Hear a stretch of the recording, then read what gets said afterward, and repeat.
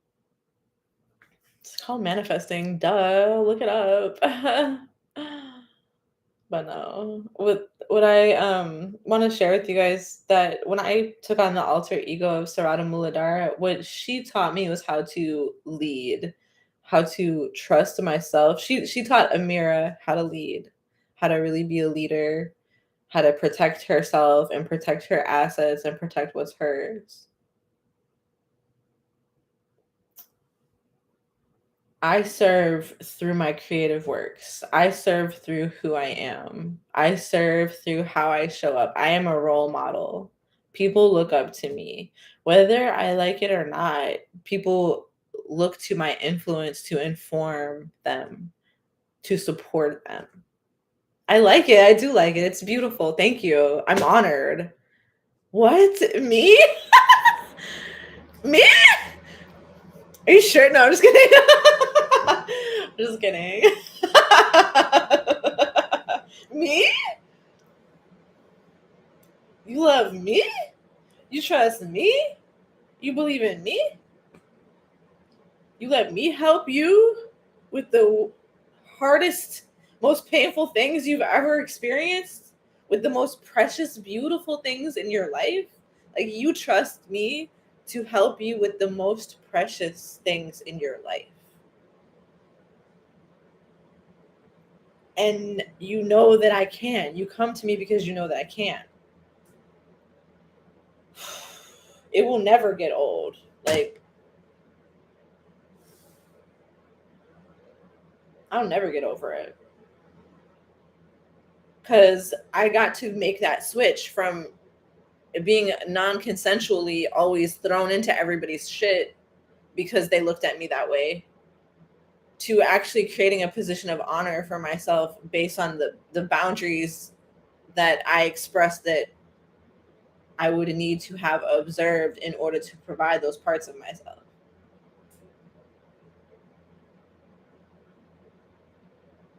Said, you are an alluring priestess to many, many people. No need for you to overgive to anyone. Thank you.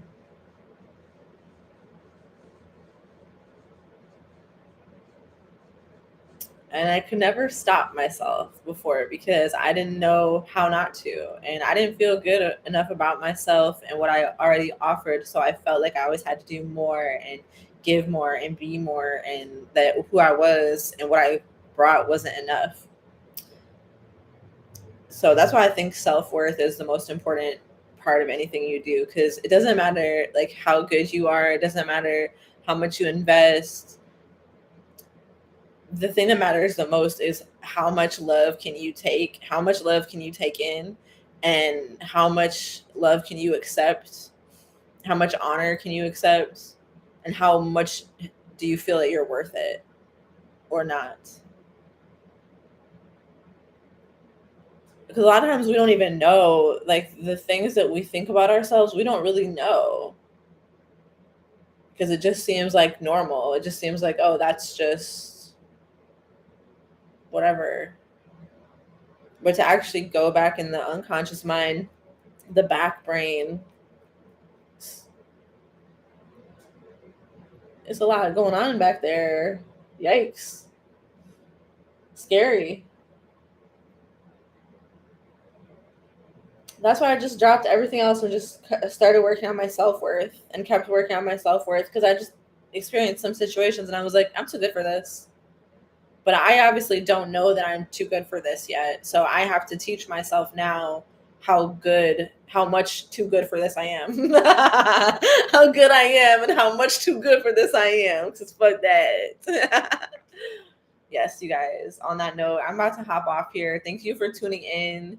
Make sure you hit that like, share, subscribe, say mashallah, leave a comment. This is resonating. Share with somebody that you think would get it and be into it.